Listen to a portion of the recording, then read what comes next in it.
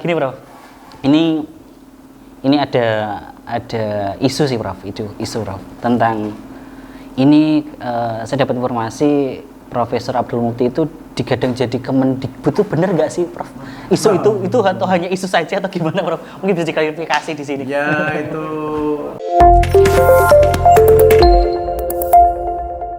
Podcastmu, ngobrol asik bersama Lazismu. Assalamualaikum warahmatullahi wabarakatuh. Kembali lagi bersama podcast Lazismu. Edisi kali ini kita edisi yang sangat spesial ya. Spesial kali ini kita menghadirkan langsung dari pimpinan pusat Muhammadiyah yang hari ini kebetulan mampir di Sragen gitu Pak Prof. Ya. Sedikit saya bacakan profil beliau bersama dengan Profesor Dr. Abdul Mukti MED.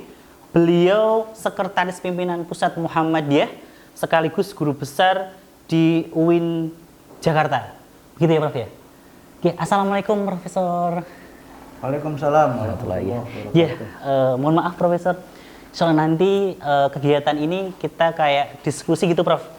Ingin mengetahui mungkin Profesor selaku sekretaris pimpinan pusat untuk kedepannya itu Lazismu itu mau seperti apa kan sih Prof gitu Prof. Mungkin nanti bisa dijelaskan kepada sobat podcast yang melihat edisi kali ini. Silakan Prof. Saya kira Lazismu ini kan bagian dari lembaga filantropi Islam. Siap.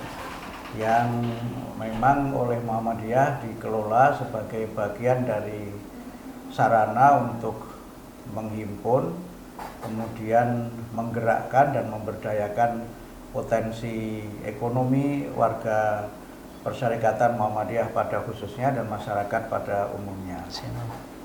Lazismu ini adalah sebuah institusi yang mengelola secara profesional sesuai dengan prinsip-prinsip syariah dan juga prinsip-prinsip perundang-undangan, bagaimana agar masyarakat memiliki kesadaran untuk bersedekah, kemudian juga berkomitmen untuk membayar zakat, tapi memang pengelolaannya tidak disalurkan oleh masyarakat itu secara pribadi-pribadi, disalurkan untuk hal yang kadang-kadang selalu bersifat cash and carry gitu, atau karitatif, tetapi dikelola sebagai sebuah dana yang bisa dijadikan sebagai modal usaha atau bentuk-bentuk lain yang bermanfaat untuk peningkatan kesejahteraan masyarakat.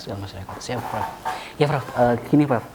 Ini kan usianya Lazismu itu sudah berdiri sejak tahun 2002 ya Prof ya. Waktu itu sudah disahkan juga dari PP Muhammadiyah. Nah, melihat progres yang sudah 21 tahun ini Prof, kira-kira menurut pandangan Profesor itu seperti apa sih perkembangan Lazismu yang saat ini Prof? Dengan banyaknya juga bermuncul lembaga-lembaga zakat, kira-kira pandangan Lazismu itu seperti apa sih Prof? Kalau dibandingkan dengan lembaga yang lainnya, kita menyebut Lazismu ini masih berada pada papan tengah ya. Pertengahan ya, pada tataran papan atas. Ada beberapa faktor yang menjadi sebab kenapa dalam rentang usia 19 tahun, jadi belum 22 ya. Tahun ini memang berada pada posisi yang masih tengah itu. Walaupun sekarang sudah tengah agak ke atas karena berbagai faktor. Yang pertama memang ya masih ada kendala kultural di kalangan warga persyarikatan untuk mereka ini bisa menyalurkan dananya lewat Lazismu. Ada kendala kultural misalnya ya rasanya belum marem kalau bersedekah itu tidak melihat siapa yang menerima sedekah kita itu. Itu memang masih menjadi kendala kultural. Kalau teologi saya kira tidak ya, lebih kepada kendala kultural. Bahkan mungkin lebih kepada psikologis saja. Masa nyumbang nggak ngerti siapa yang disumbang. Masih seperti itu ya Prof ya? Ya masih ada sebagai berpendapat seperti itu. Kemudian yang kedua memang masih ada persoalan yang berkaitan dengan bagaimana juga ada trust ya, kepercayaan di dalam masyarakat itu. Karena itu maka memang bagaimana Lazismu dikembangkan sebagai institusi yang bisa dipercaya oleh masyarakat secara luas, ini memang menjadi tantangan tersendiri. Ya, kemudian yang ketiga memang ya kadang-kadang berbagai macam hal yang berkaitan pengelolaan zakat itu masih terkendala oleh beberapa kendala teknis ya, kendala teknis di mana kadang-kadang belum semua orang itu bisa misalnya mengontrol atau ngecek apa yang sudah mereka sumbangkan, kemudian konsolidasi dana Lazismu secara nasional. Bahkan juga ada kendala di mana nanti kalau semua dikelola Lazismu, struktur di Muhammadiyah dapat apa, misalnya begitu. Masih ada anggapan kalau itu nanti dikelola oleh pusat atau dikelola wilayah, nanti cabang atau ranting atau aum itu nggak dapat bagian dari situ. Sehingga kadang-kadang konsolidasi ini masih menjadi bagian dari kendala dan juga tantangan yang memang harus kita sempurnakan seiring dengan waktu. Siap. Kalau dari sisi kesadaran bersedekah secara pribadi, saya kira warga Persyarikatan Muhammadiyah ini sangat tinggi. Ya. Tetapi kan tentu saja Lazismu ini tidak cukup hanya mengandalkan warga persyarikatan. Ya. Lembaga-lembaga korporasi itu menurut saya bisa kita lakukan pendekatan bagaimana agar zakatnya bisa disalurkan lewat Lazismu. Siap. Karena saya masih bertemu dengan beberapa pimpinan BUMN misalnya yang ZIS-nya itu mereka kelola sendiri. Yeah, padahal di dalam aturannya kan tidak boleh kan. Yeah. Dari zakat itu kan harus dikelola oleh sebuah yayasan. Yang itu memang kalau swasta ya atau masyarakat pakai lembaga, kalau pemerintah kan badan amil. Nah, yang dikelola perusahaan-perusahaan ini sebenarnya kalau secara regulasi tidak memenuhi karena mereka bukan yayasan tersendiri. Yeah. Nah, kenapa mereka seperti itu? Ya karena memang mereka merasa bahwa ini dana dari saya harus saya menyalurkan. Sebagian ada unsur ini kan harus menjadi bagian dari promosi dan sebagainya. Nah, kalau kita bisa melakukan upaya komunikasi dengan korporasi-korporasi itu, saya kira sebagiannya bisa menjadi bagian dari bagaimana kita bersinergi dan tinggal bagaimana sistem saja yang kita bangun supaya sinergi tetap ada. Dan potensinya kan sangat besar ya. Siap. Kalau misalnya yang saya tahu dari BUMN itu kan potong gaji langsung. Kalau mereka pendapatannya tinggi langsung diambil 2,5%. 2,5% dari gaji misalnya 30 juta kan besar. Kalau 2,5% dari gaji 3 juta ya tidak besar. Iya, masih gitu. Dan itu kan kali perkalian ya. Saya sempat ketemu dengan salah satu pengelola dari zakat di BUMN itu, dia per bulan bisa 11 miliar. Iya. Dari satu kantor saja itu. Itu saya kira potensi besar. Nah, kalau yang seperti ini kemudian bisa dikomunikasikan dan mereka bisa bermitra dengan Muhammadiyah. Karena kadang penyaluran dari mereka ini juga tidak cukup maksimal. Ya sebagiannya sekali lagi charity untuk acara-acara seremonial. Ya, seremonial ada Maulid Nabi, santunan anak yatim, kemudian ada Isra Mi'raj, bikin santunan apa. Yang sifatnya produktif itu masih menjadi sebuah tantangan tersendiri. Siap. Dan memang ya pengelolaan zakat itu walaupun kita coba dilakukan seproduktif mungkin, kadang-kadang memang tidak bisa dihindari yang sifatnya karitatif itu.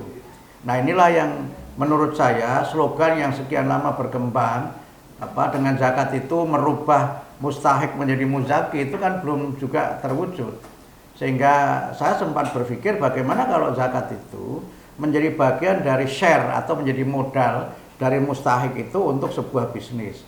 Katakanlah misalnya ada sebuah bisnis yang share-nya itu dari masyarakat yang mustahik, jadi bagian zakat mereka itu tidak mereka pakai untuk kebutuhan yang konsumtif, tapi menjadi modal usaha yang dikelola oleh sebuah unit bisnis profesional. Misalnya saya kira itu bisa menjadi bagian dari cara kita membuat mereka ini berdaya. Karena kalau kemudian masih yang sifatnya konsumtif, walaupun konsumtif tidak murni untuk makan ya, untuk beli-beli barang, tapi juga hal yang sifatnya untuk investasi pendidikan itu kan juga bisa bermakna konsumtif, bisa juga produktif. Ya. Karena juga kadang-kadang ada orang tua yang sebenarnya dia mampu, tapi tidak mau membiayai pendidikan karena dibiayai oleh zakat. Ya. Itu tidak salah, tapi menurut saya tidak bagus. Gitu. Sure. Dan karena itu maka itu tidak cukup mampu untuk merubah dan meningkatkan kesejahteraan karena mindset mereka itu masih mindset mustahik. Sehingga supaya ini bisa berkembang, mindset mustahik itu harus ditingkatkan menjadi mindset muzaki. Tidak hanya santunan saja, tapi juga pendidikannya juga diajari. Betul. Dan kadang-kadang kan mohon maaf ya, berbagai gerakan itu kan juga agak konven juga. Misalnya bantu pedagang kaki lima. Saya menerima kiriman WA dari salah seorang kawan. Ada lazis tertentu yang dia membantu pedagang bakso di suatu tempat. Tapi semuanya jualan bakso. Kan jeruk minum jeruk. Iya, betul. Jadi harus ada upaya-upaya kreatif bagaimana mereka ini mengupgrade kemampuannya, jiwa entrepreneurship-nya ini dibangun, tetapi juga menurut saya harus dibangun juga berbagai aspek lain. Karena itu ketika kita sering mendengar slogan pembagian zakat atau sedekah itu kan jangan berikan mereka ikan. Oke, berikan mereka kail, bagus ya, diberikan kail. Tapi kalau kemudian tidak ada tempat mancing kan juga tidak bisa.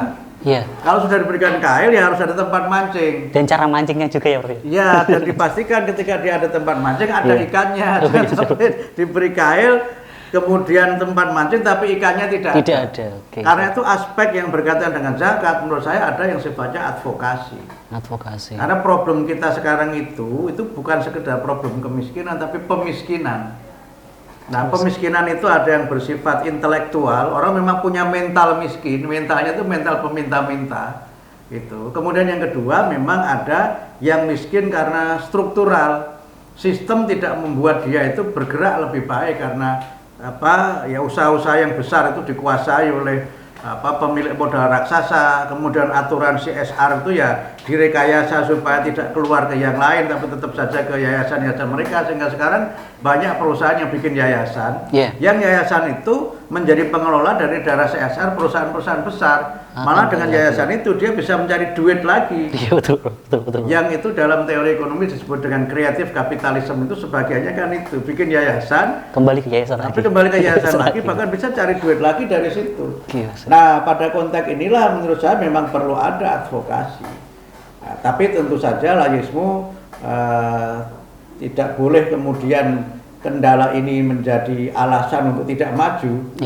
Tetapi kendala ini harus menjadi bagian dari tantangan untuk kita melakukan kreativitas sehingga bagaimana zakat itu bisa dikelola dengan baik, kemudian masyarakat punya kesadaran untuk membayar zakat dan kemudian punya impact yang luas dalam peningkatan kesejahteraan masyarakat. Siap Prof. Menarik sekali Prof. Ya Prof, saya tertarik tadi Prof, yang pertama tadi Prof, yang ketiga laizisme itu masih di tataran tengah ke atas sedikit gitu ya Prof ya. Padahal ketika mungkin kita lihat potensi Muhammadiyah itu kan luar biasa ya Prof sebenarnya Prof. Ketika masih lembaga Ortum itu kan juga mereka juga menggalang dana, Aum juga yang mendirikan sekolah atau bangunan yang luar biasa besar kan Prof. Tapi kan memang itu mungkin belum tercatat di laizisme Prof. Kira-kira Prof mungkin tanggapan seperti apa sih Prof ketika mungkin kebijakan apa yang mungkin akan dilakukan oleh Muhammadiyah Pusat untuk bisa menyatukan keuangan Muhammadiyah itu dalam lingkup laizisme gitu Prof? Ya memang harus punya sistem yang bisa mengintegrasikan semuanya. Dan sistem itu kan kuncinya yang pertama, sistem itu memang harus mudah. Jangan membuat sistem yang orang ngisi saja itu sudah males dulu. Nah, kemudian yang kedua, sistem itu memang harus akuntabel. Orang bisa ngecek kapan saja. Nah, kemudian yang ketiga, sistem itu dibuat dengan jejaring yang seluas mungkin. Yang artinya sistem itu tidak sekedar berkaitan dengan pendataan atau informasi, tetapi juga berkaitan dengan manfaat lain yang bisa diperoleh kalau dia masuk dalam sistem itu. Paham Prof. Nah, itu yang saya kira perlu menurut saya menjadi bagian dari tantangan pengelolaan laizisme. Sekarang kan kalau saya boleh memberikan catatan ya, misalnya bagaimana laizisme itu belum terintegrasi dengan rumah sakit Muhammadiyah.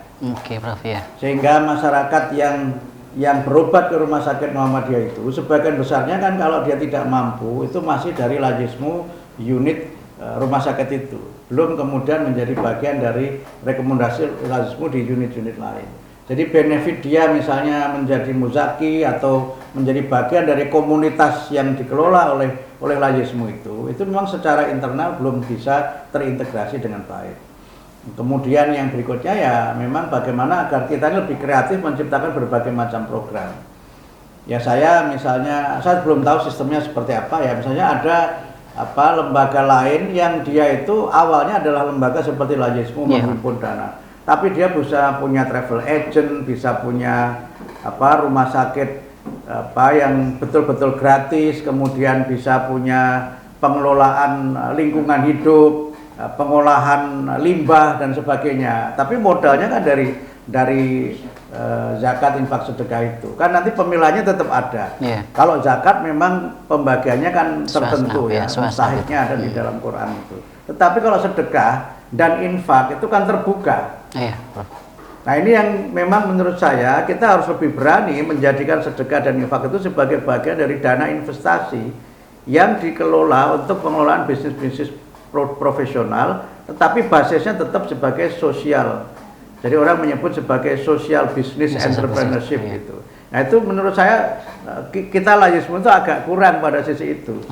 Sehingga beberapa kali saya diundang acara oleh lembaga lain, itu kreatif juga mereka menangkap berbagai hal gitu. Saya kemarin ngobrol dengan pengurus Muhammadiyah di salah satu cabang. Dia cerita baru saja operasi katarak.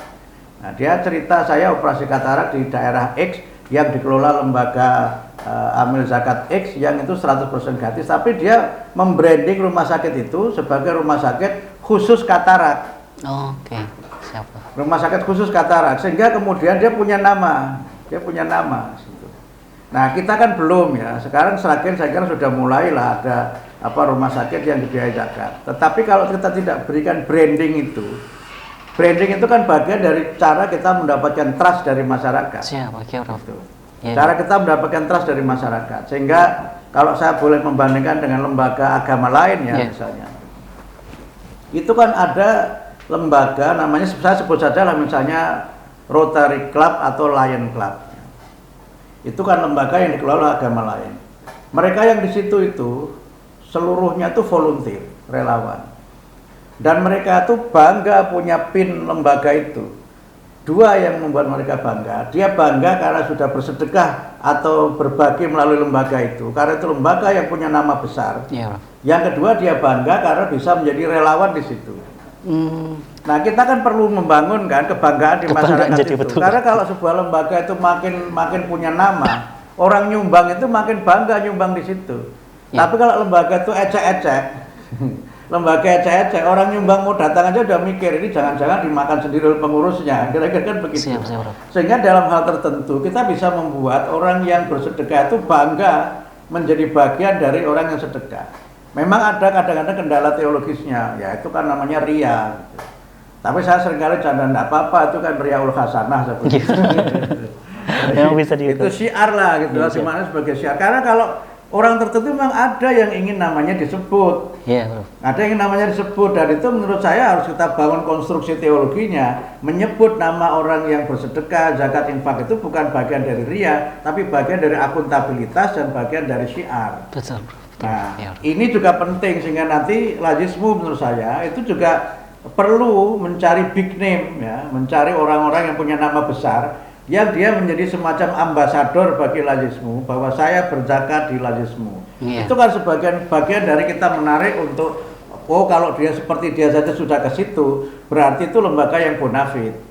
Nah, yang seperti itu memang agak kurang di Lazismu sekarang ini. Siap. Jadi kesannya itu masih ya lembaga masyarakat biasa yang padahal dengan nama Muhammadiyah sesungguhnya bisa lebih besar dari yang sekarang ini sudah sangat bagus itu. Sudah sangat bagus. Siap, Prof.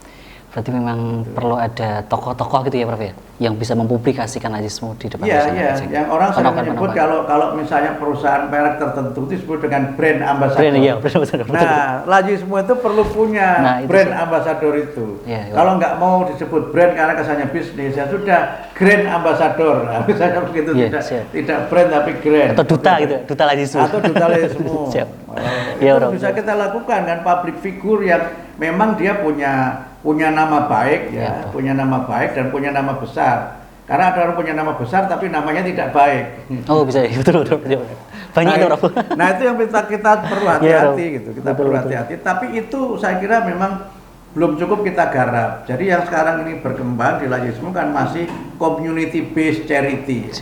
Jadi charity yang berbasis komunitas. Itu bagus karena itu memang menjadi inti dari Lazismu ini. Tetapi mencoba untuk reaching out gitu, menjangkau keluar dengan mencoba mencari branding orang-orang yang selama ini istilahnya popularitasnya itu tidak sebagai orang Muhammadiyah, tetapi dia bersedekah di Muhammadiyah, itu saya kira akan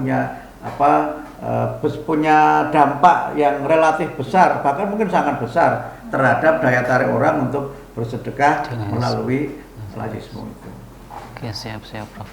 Ya, Prof.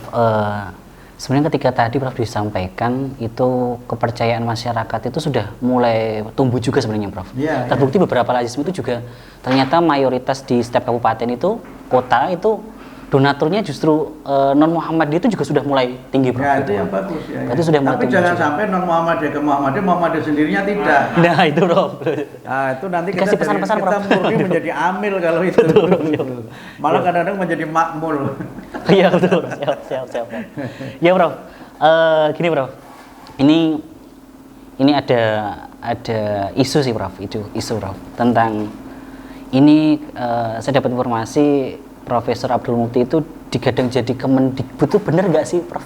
Isu itu atau hanya isu saja atau gimana Prof? Mungkin bisa diklarifikasi di sini. Ya itu aspirasi mungkin. Oh gitu. Itu aspirasi dan semuanya terserah pada Pak Presiden. Oh iya.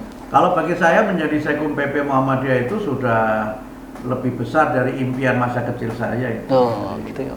Saya punya prinsip dalam hidup ini kita bisa di mana saja yang penting bermanfaat. Siap, Prof. Sehingga karena itu saya tidak pernah hero dan tidak pernah serius dengan berbagai analisis kalangan tertentu atau dukungan kalangan tertentu untuk saya menduduki jabatan publik.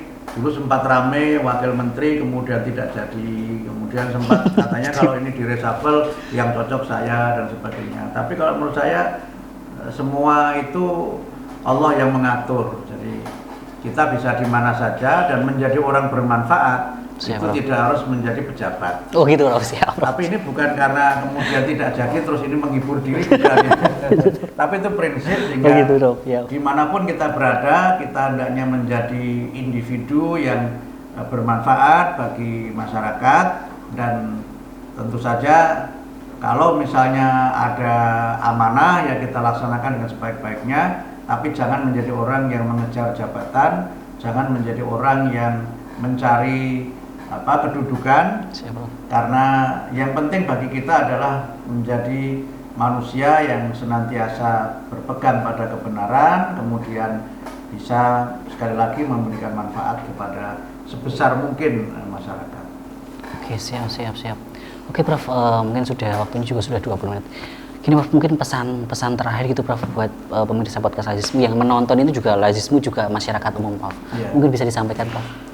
Ada 3 yang penting saya kira. Yang pertama, bersedekah itu tidak harus menunggu kaya. Tidak harus menjadi orang yang kaya raya baru kita bersedekah. Iya Prof, betul. Jadi kalau sekarang ada anggapan yang bersedekah itu hanya orang kaya, saya kira itu tidak anggapan yang keliru. Betul. Karena ketika Quran menyebutkan yunfikuna fis sarra wa dharra, yang rezekinya sempit pun itu bersedekah, berinfak.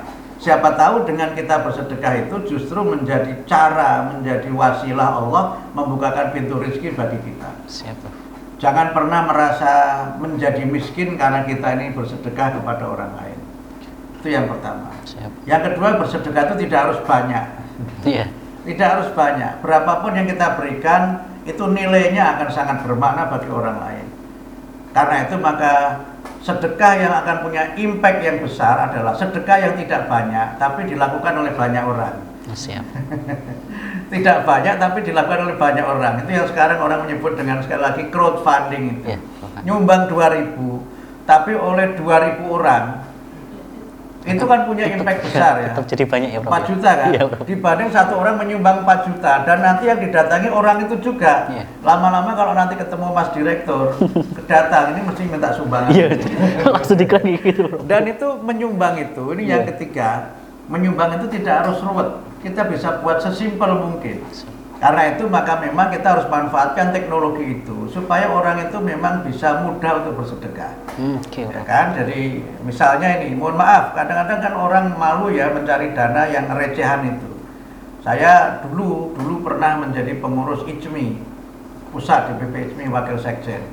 Itu awal-awal itu nomor HP kita ini diminta, kemudian nanti setiap hari diberi tausiah. Nah, dengan tausiah itu sebenarnya saya sedekah 1.000. Yeah. Jadi 2.000 saya sedekah 2.000 sebenarnya, tapi yang 1.000 kan diambil oleh providernya. Yeah. Kemudian yang satu lagi masuk kepada kas IJMI. Yeah. itu kan simpel saja. Jadi dan tinggal siapa yang mau moderatori gitu. Atau kalau kita mau komitmen katakanlah sebulan saya komit untuk sedekah 10.000. Diambilnya tiap hari, kalau di 10.000 diambil sekali mungkin terasa itu. Siap. Tetapi kalau 10.000 dibagi 30 itu berapa? 30. Lama kan ngitungnya, saya juga belum ketemu itu berapa. Tapi kita buat simpel itu. Yang itu kemudian memang kita harus menggunakan teknologi sebagai bagian dari kita menghimpun zakat. Nah, yang lainnya bisa kita lakukan dalam bentuk-bentuk lain yang mungkin bisa expose ya. Siap. Ya, ada seorang kawan ini menarik itu. Dia itu menghimpun dana dengan cara berlari. Berlari, Bro. Jadi dia ini pelari. Iya. Kemudian karena dia sudah tidak lagi menjadi atlet, tapi namanya sebagai pelari itu masih ada. Nah, dia itu menghimpun dana dengan cara dia berlari. Nah, sepanjang dia lari itu nanti ada yang membantu dia untuk dia berlari itu. Dananya tidak masuk ke dia, tetapi semua yang disumbangkan dengan dia berlari itu menjadi charity. Nah, yang sekarang ini kan belum banyak kita lakukan begitu kan. Paling kita masih pakai cara konvensional, misalnya kotak amal di depan masjid. Tetapi yang sifatnya pendekatan-pendekatan populis untuk menghimpun dana itu kan bisa. Jadi orang bisa bersedekah tanpa harus mengeluarkan uang, tapi mengeluarkan kemampuan dia atau menggunakan popularitas dia untuk kemudian dia bersedekah dengan cara dia melakukan sesuatu yang dia tidak dibayar. Oh, berarti kesadaran pribadi. Lazismu saya pernah ya agak populer, tapi seingat saya baru sekali ketika menghadirkan Mahir Zen di kantor di Kemendikbud itu kan Mahir Zen tidak dibayar sebagaimana mestinya. Kalau tarif dia katakanlah sekian puluh atau sekian ratus juta, tapi dia mau datang diundang Muhammadiyah dengan harga 50%. Kan sebenarnya kalau dia tarifnya 100 juta, dia mau dibayar 50 itulah sebenarnya sedekahnya. Ya.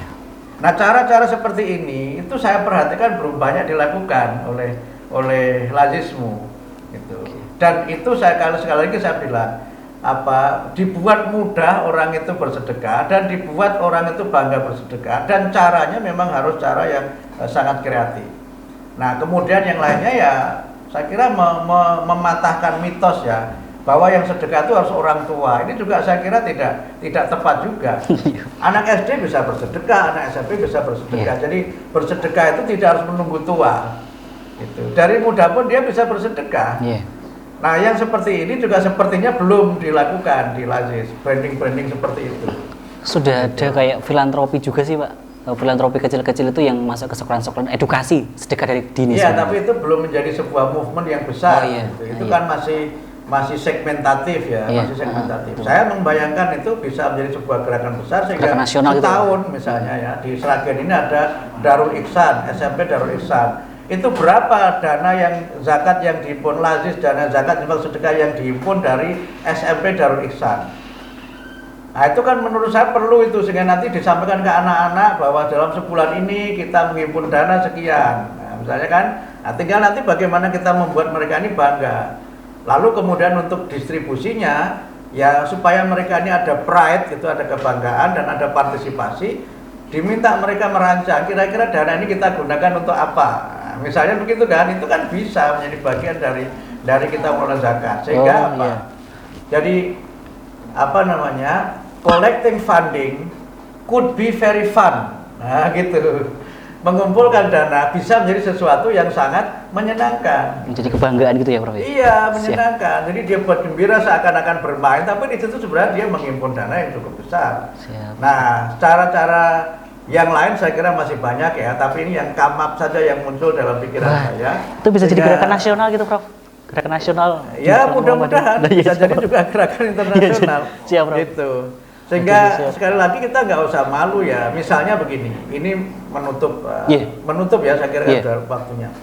Itu kan saya kadang-kadang naik pesawat yang saya tahu misalnya boleh saya sebut misalnya Emirat ya. Saya kebetulan kalau ke negara Eropa kemana tuh seringnya naik Emirat karena dia memang penerbangannya itu tidak ekstrim ya. Pesawat Timur Tengah lah, Qatar atau yang lainnya gitu. Itu menjelang kita landing, itu nanti pilotnya mengumumkan. Atau kalau tidak pilot ya, kalau tidak pilot itu flight attendant-nya itu mengumumkan bahwa kami punya program santunan seperti ini di negara ini. Silakan kalau Anda mau menyisihkan uang dalam bentuk mata uang apapun, koin Anda itu, supaya dititipkan dimasukkan di kotak yang tersedia atau nanti pramugari kami akan memanggil. Dan slogan dia itu sederhana saja, sederhana sekali. Your change can make a change. Gitu. Change itu uang receh itu, uang receh Anda itu bisa membuat perubahan yang sangat besar. Orang nggak mengira saya cuma menyumbang 1 dirham kok ternyata hasilnya bisa sekolah yang hebat. Karena 1 dirham kali sekian penumpang kali sekian kali. Jadi banyak ya, Prof.